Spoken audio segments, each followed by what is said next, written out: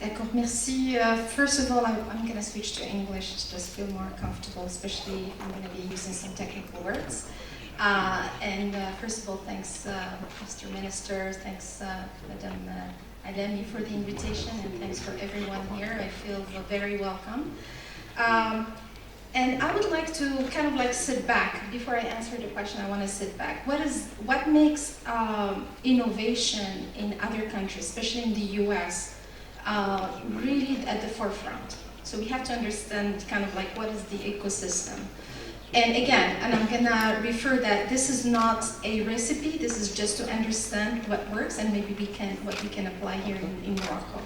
So innovation means research, advanced research, but advanced research that is also applied. So a lot of multinationals from Microsoft, Amazon, GE, Google, IBM, you name it.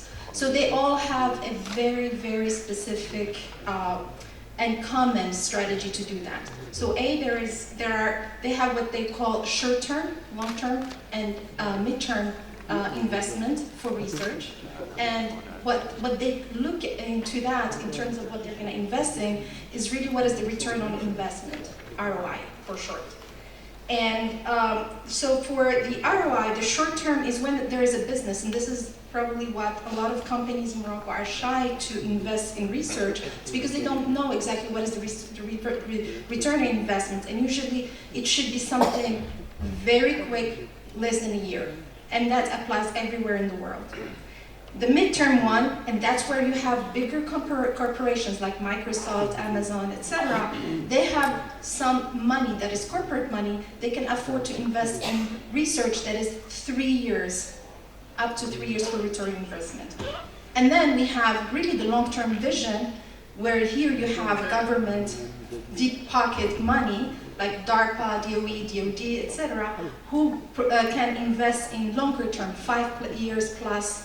As an example, the internet that we are all using came from DARPANET. That was the vision that DARPA put, and have industry and universities work together to get it done.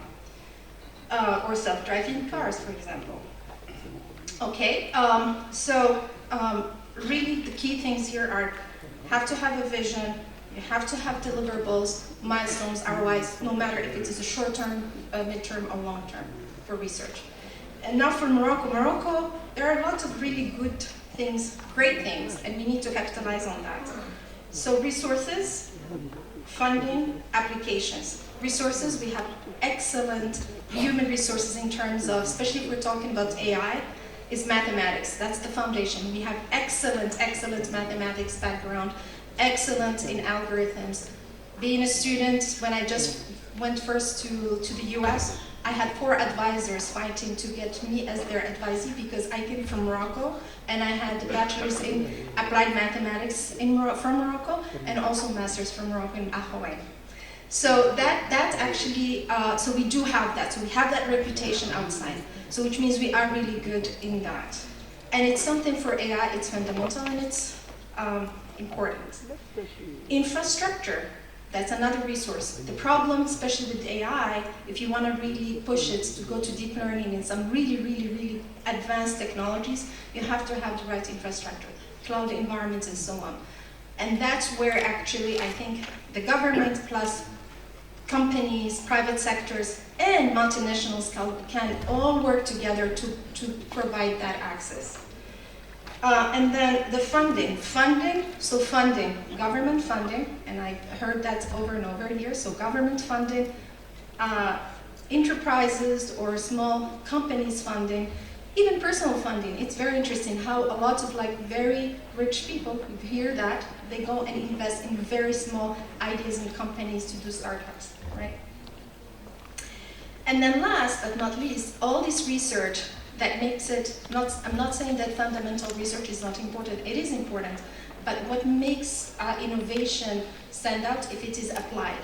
So the application has to be, and that's the real return on investment, is that the application has to tap into, for example, here in Morocco we have energy, renewable energy, agriculture, environment, and medicine. And I would say Morocco has really great potential to be a hub for AI applications. why not? We have everything, we just need to put the puzzle together and have accountability and continuity. And I will re-emphasize one thing that was said, having a steering committee that stays and tap into us as Moroccans abroad who have all this expertise to be mentors, to be resources, to be also